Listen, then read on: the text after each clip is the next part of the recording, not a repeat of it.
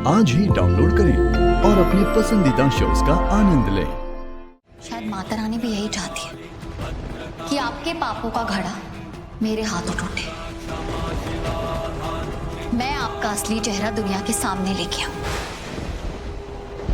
क्योंकि आपने जो कुछ भी किया उससे सबसे ज्यादा तकलीफ मुझे पहुंची है। इसलिए कहते हैं ना, भगवान के न्याय की चक्की चलती जरूर धीरे है पर पिसती बहुत बारीकी से।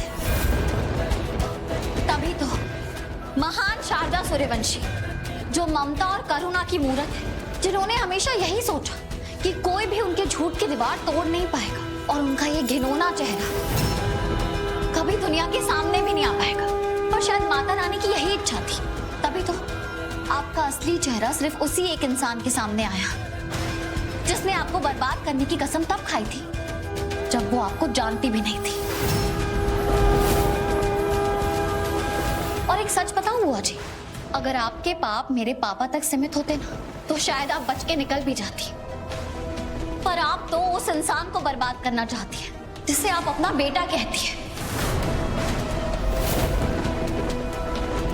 आप दिल और आत्मा से एक बुरी इंसान है, वो इंसान जिसने अपना एक जुर्म छुपाने के लिए ना जाने कितने बड़े बड़े जुर्म किए।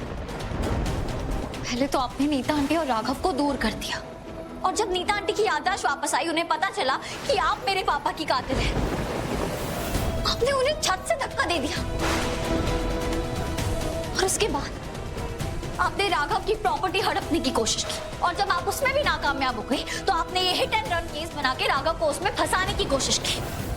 और उसके लिए मैंने वीरेन की मदद ली, ताकि अगर गलती से भी मेरा नाम सामने आ जाए तो वीरेन फंसे और मैं बड़ी आसानी से बाहर निकल जाऊं, और फिर उसके बाद उसकी पतिव्रता पत्नी लेकिन बेवकूफ पत्नी की मदद लेकर मैं वीरेन को घर के अंदर वापस ले आऊं। और नीता, नीता तो मेरे कर्मों की भुक्त भोगी है। पता है, कभी कभी मुझे लगता है कि वो अभी तक जिंदा क्यों है, मरी क्यों नहीं। उसे क्या लगता है कि वो एक दिन कोमा से उठ खड़ी होगी और सब कुछ वैसा ही होगा जैसा वो चाहती है? कभी नहीं।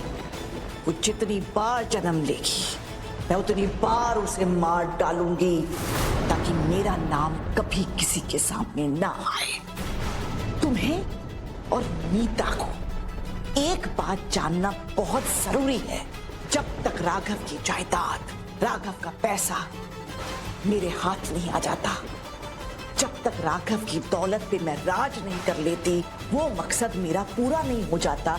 जो भी मेरे रास्ते में कांटा बनेगा मैं उसे हटा दूंगी।